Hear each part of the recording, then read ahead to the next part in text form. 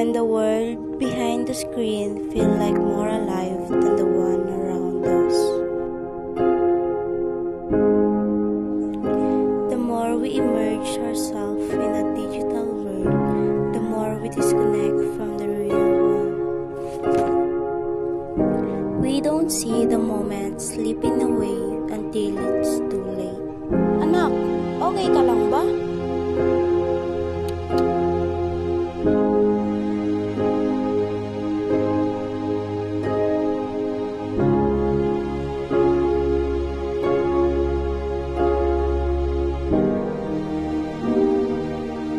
Hey, China, do you want to come with us?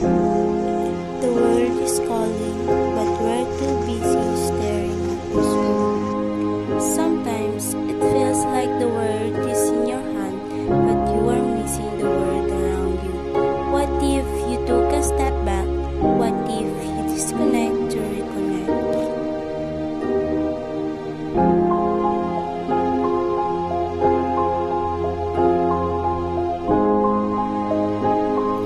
It's not about giving it all up. It's about finding balance. It's about being present in a real moment with the real people.